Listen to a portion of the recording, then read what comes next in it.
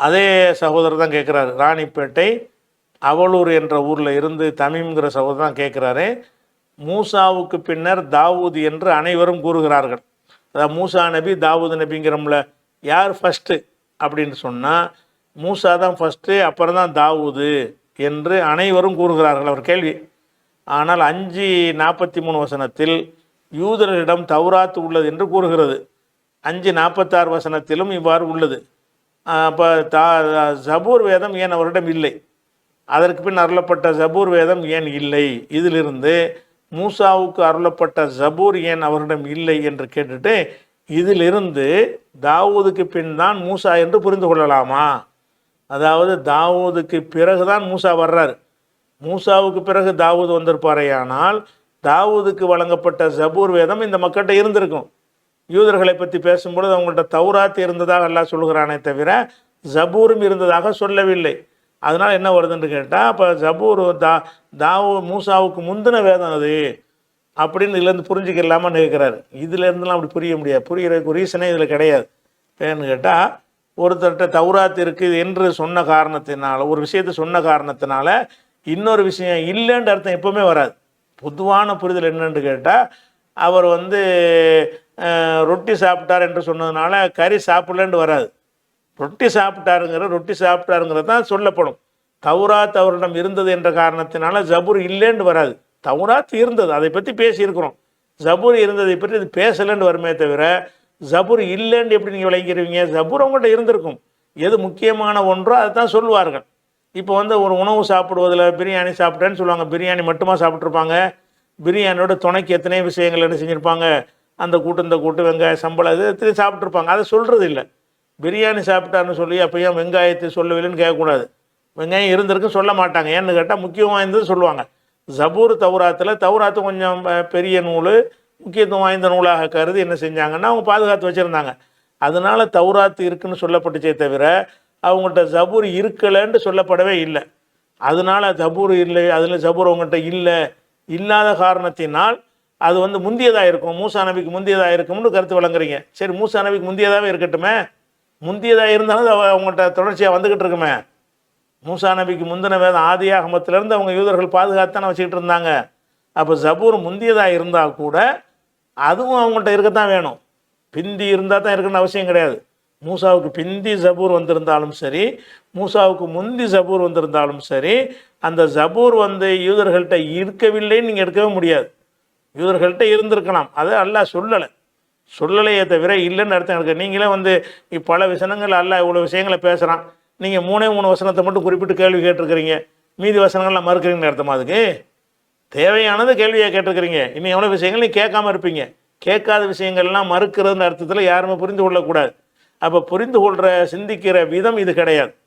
மூசாட்ட தௌராத் இருக்குங்க என்றால் ஜபூர் இல்லைங்கிற அர்த்தம் அதில் கொடுக்கக்கூடாது. எது இருக்குதோ தான் கொடுக்கணும். மூசா யூதர்கள்ட்ட தௌராத் இருந்தது என்ற வாசகம் தௌராத் இருந்ததை சொல்லுமே தவிர ஜபூர் இருக்கவில்லைன்ற அர்த்தத்தை தராது. இஞ்சில் இருக்கவில்லைங்கிற அர்த்தத்தை தராது. தௌராத் இருந்துச்சு, அவ்வளோதான். ஜபூர் இருந்துச்சு, அது இதில் சொல்லப்படலைன்னு சொல்லணுமே தவிர அது இல்லைன்னு விளங்குற விதம் சரியில்லை. நீங்கள் சிந்திக்கிற விதம் தப்பு. இப்படி ஒரு சிந்திக்கிற ஒரு சிந்தனைக்குரிய லாஜிக் பாடங்களில் எடுத்தீங்கன்னா இதெல்லாம் தவறான சிந்திக்கிற முறையில் உதாரணமாக காட்டுவாங்க. இப்படி சிந்திக்கக்கூடாது. ஆனால் இன்னொரு விஷயத்தை நம்ம கவனிக்கணும். அதாவது ஜபூர் முந்தியதா தௌராத் முந்தியதா என்பதை தெளிவான ஆதாரங்கள் இருக்குது. அதை வச்சு நம்ம முடிவு பண்ணிடலாம். சில ஆளுக்கு என்ன செய்வாங்கன்னு கேட்டால், அதாவது தாவூது தான் முந்தின ஒரு ஆள், மூசா பிந்தின ஒரு ஆளுன்னு சொல்லக்கூடியவங்க சில பேர் இருக்கிறாங்க. மூசா தாவூது 2 பேரில் தாவூது முந்தியவர், மூசா பிந்தியவர் அப்படின்னு சொல்லக்கூடிய சில பேர் இருக்கிறாங்க. அவங்க அதுக்கு ஆதாரம் என்ன காட்டுவாங்கன்னு கேட்டால், 6வது சூறா, நீங்கள் சொல்கிற மாதிரி காட்ட மாட்டாங்க. அது சிந்திக்கிற முறை கிடையாது. அவங்க 6வது சூறாவில் 84, 85, 86 வசனங்களை எடுத்துக்கொண்டு இதில் தாவூதுக்கு பிந்தி தான் மூசான்னு தெரிகிறதுன்னு சொல்வார்கள். அந்த வசனங்கள் என்ன சொல்லுதுன்னு கேட்டால், வஹப்னா லஹு இஸ்ஹாக்க, அவருக்கு இஸ்ஹாக்கை, இப்ராஹிம் நபிக்கு இஸ்ஹாக்கை நம்ம வழங்கினோம். யாக்கூபையும் வழங்கினோம். குல்லன் ஹதைனா, எல்லாருக்கும் நம்ம நேர்வழி காட்டி இருந்தோம். நூஹன் ஹதைனா மின் கபுலு, இதற்கு முன்னர் நூவுக்கும் நேர்வழி காட்டி இருந்தோம். ஒமின் துர்ரியத்திகி இப்ராஹிமுடைய வழித்தோன்றலில் தான் தாவூத் வர்றாரு, ஓ சுலைமானு, ஓ ஐயூபு, ஓ யூசுப், ஓ மூசா. அப்போ அவருடைய சந்ததிகளில் தான் தாவூத் வருகிறார், சுலைமான் வருகிறார், ஐயூப் வருகிறார், யூசுப் வருகிறார், மூசா வர்றாருன்னு வருதுல. இது ஆர்டரில் பார்த்தீங்கன்னா தாவூத் தான் வர்றார்.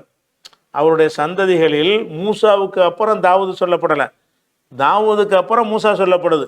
அவங்க ஆதாரம், அதாவது தாவூது தான் முந்தியவர், ஜபூர் தான் முந்தியது, தௌராத்து பிந்தியது, மூசா பிந்தியவர், தாவூது முந்தியவர் அப்படிங்கிறதுக்கு என்ன ஆதாரம்னு கேட்டால், இந்த 6வது அத்தியாயத்தில் 84வது வசனத்தில் இப்ராஹிம் நபியுடைய சந்ததிகள்னு ஒரு பட்டியல் போட்டு சொல்லும் பொழுது எப்படி வருதுன்னு கேட்டால், ஒமின் துர்ரியத்திஹி தாவூத, ஓ சுலைமான, ஓ ஐயூப, ஓ யூசுப, ஓ மூசா, ஓ ஹாரூன். இவங்கெல்லாம் அவர் வழித்தோன்றல்கள். வழித்தோன்றல்னு சொல்லும் பொழுது ஃபஸ்ட்டு தாவூதை சொல்லிவிட்டு அப்புறம் தான் மூசாவை எல்லாம் சொல்லுகிறான். அதனால் இதிலிருந்து இதான் முந்தியவர் என்று வாதம் வைக்கிறாங்க. இதுவும் சிந்திக்கிற முறை கிடையாது.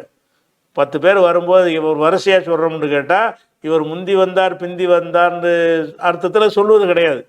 இவங்கெல்லாம் வந்தாங்கன்ற இவங்கெல்லாம் சந்ததிகள்னு அர்த்தமே தவிர, இந்த சொல்லப்படுற இந்த ஆர்டரை வைத்து கொண்டு இப்படித்தான் அவர்கள் தோன்றினார்கள், தோன்றுவதற்குரிய ஆதாரமாக எடுத்துக்கொள்ளவே கூடாது.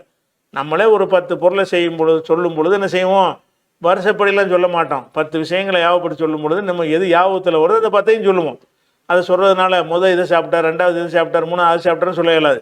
இந்த 10 விஷயத்தை சாப்பிட்டார், 10 விஷயத்தை சாப்பிட்டார்னு சொல்லும் பொழுது இட்லி சாப்பிட்டாரு, சட்னியை சாப்பிட்டாரு, தோசையை சாப்பிட்டாரு, வடையை சாப்பிட்டாருன்னு சொல்லுவோம். இதில் முதல்ல இட்லி அப்புறம் சட்னின்னு அந்த அர்த்தம்லாம் வராது. எல்லாத்தையும் சாப்பிட்டார், அவ்வளோதான் அதில் வருமே தவிர, அதில் இது ஃபஸ்ட்டு இது செகண்டுங்கிற ஒரு கருத்து இந்த மாதிரி சொல் அமைப்புக்கு வராது.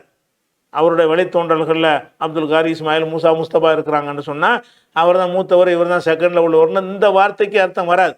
4 பேரும் அவருடைய பிள்ளைகள்னு அர்த்தம் வரும். அதனால் இதை வைத்து கொண்டு சொல்லக்கூடாது. இன்னும் சொல்ல போனால் இதுக்கு இன்னும் தெளிவான ஒரு வசனம் சொல்லுவதா, அந்த லிஸ்ட்டு எல்லாம் சொல்லும் பொழுது 685 86 மேலும் சில ஆட்களை சொல்கிறான். இப்ராஹிமுடைய சந்ததிகளில் ஜக்கரியா வர்றாரு, யஹ்யா வர்றாரு, ஈசா வர்றார், இல்யாஸ் வர்றாரு. இதை சொல்லிவிட்டு இஸ்மாயிலும் வர்றாரு. இதில் இப்ராஹிமுடைய சந்ததியில் இஸ்மாயில் இங்கே கடைசியில் கொண்டாந்து போட்டிருக்கு. என்னங்கதா, இஸ்மாயில் நேரடியான சந்ததி. ஆனால் மூசாவுக்குனா பின்னாடி கொண்டாந்து இஸ்மாயிலை போட்டிருக்கு. இந்த வசன தொடர்ச்சியில் யாரை சொல்கிறான்ல, தாவூதை சொல்லிவிட்டானா, அப்புறம் மூசா சொல்லப்படுதா, மூசாவுக்கு பிந்தி இஸ்மாயில் வருது. இஸ்மாயில் மூசாவுக்கு பிந்தினவரா? இஸ்மாயில் இப்ராஹிம் நபிக்கு நேரடி புள்ளையை கொண்டாந்து கடைசியில் எல்லாம் போடுறான். அப்போ இதில் என்ன வழங்குது, இது ஆர்டர் படி சொல்லப்பட்ட விஷயம் கிடையாது, அவருடைய சந்ததிகளில் உள்ளவங்க அப்படிங்கிறது மட்டும்தான் அதில் வழங்குமே தவிர, இதை வைத்து கொண்டு என்ன செய்கிறாங்கன்னா, தாவூதுக்கு அப்புறம் தான் நீங்கள் மூசான்னு சொல்லுவீர்களே, ஆனால் அப்போ மூசாவுக்கு அப்புறம் தான் இஸ்மாயில்னு சொல்ல வேண்டி வரும். அந்த தொடரில் அப்படி வருது. மூசாவுக்கு பிந்தி இஸ்மாயில் உலகத்தில் யாருமே சொல்ல மாட்டாங்க, ஒருவராலையும் சொல்ல முடியாது. ஏன்னா இஸ்மாயில் நபி நேரடி புள்ளைன்னு அனைவருக்கும் தெரியும். இஸ்மாயில் நபி இப்ராஹிம் நபிக்கு நேரடி புள்ளை, இஸ்ஹாக்குன்னு வருதுல, அதுக்கு பக்கத்தில் வர வேண்டிய ஒரு ஆள் இவரை கொண்டு கடைசியில் எல்லாம் போட்டு சொல்கிறான். அது என்னன்னு கேட்டால், இவங்களெல்லாம் அவருடைய வழித்தோன்றல்கள்னு ஒரு லிஸ்ட்டு தானே தவிர, இந்த வழித்தோன்றல்களை இந்த ஆர்டர் சொல்லக்கூடிய ஒரு சொல்லமைப்பு இது கிடையாது. இந்த வாவு வருதுல, வாவு போட்டு மூசா ஈசான்னு வருதுல, இது ஆர்டரை சொல்லாது. இது இவ்வளோ பேரும் பிள்ளைகள்ங்கிற கருத்து தான் சொல்லுமே தவிர, அவங்க தப்பான சிந்திச்சு என்ன செய்கிறாங்கன்னா, தாவூதுக்கு பிந்தி மூசாண்டு இப்படி ஒரு வாதத்தை சில பேர் வைக்கிறார்கள். ஆனால் மூசாவுக்கு பிந்தி தான் தாவூது என்பதற்கு தெளிவான ஆதாரம் நீங்கள் சொல்கிறீங்கள்ல, அந்த 248 248 அதுலேயே இருக்கிறது. இதே சகோதரர் முந்தின கேள்வியில் வசனம் குறிப்பிட்டார்ல 248, அதில் என்ன வருதுன்னு கேட்டால், அதாவது 2247 248 அதில் அல்ல என்ன செய்கிறான்னா, தாலூத் என்பவரை உங்களுக்கு ராஜாவை ஆக்கிட்டான் அப்படின்னு எல்லாம் சொல்லும் பொழுது அந்த மக்கள்லாம் கேட்குறாங்க, அந்த தாலூத்துக்கு இப்படி ஒரு ராஜாவாக வருது, அவரை விட நாங்கள் வசதியாக இருக்கிறோமே, எங்களுக்கு மேலே அவருக்கு என்ன விசேஷம் இருக்குதுன்னு கேட்கும் பொழுது அல்லாஹ் என்ன செய்வான்னு கேட்டால், அவருக்கு அல்லாஹ் கல்வியை கொடுத்துருக்குறான், நல்ல உடல் வலிமையை கொடுத்துருக்குறான், நாடியவருக்கு ஆட்சியை கொடுப்பான், நீங்கள் தாலூத்தை ஏற்றுக்கிறங்க அப்படின்னு சொல்லும்போது அந்த மக்கள் ஒரு தாலூத்தை தலைவராக ஏற்றுக்கிறதுக்கு மறுப்பாங்க. அப்போ நபி என்ன செய்வார்னு கேட்டால்,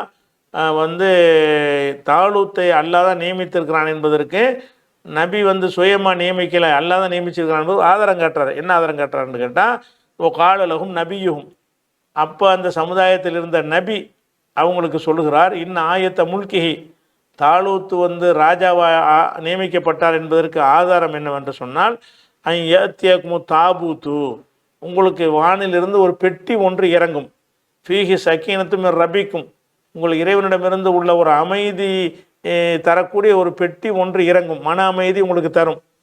ஏன்னா பக்கையத்தும் இம்மா திறக்க ஆளு மூசா ஆளு ஹாரூன், மூசாவுடைய சந்ததிகளும் ஹாரூனுடைய சந்ததிகளும் விட்டு சென்ற அந்த பொருள்கள் அதில் இருக்கும்.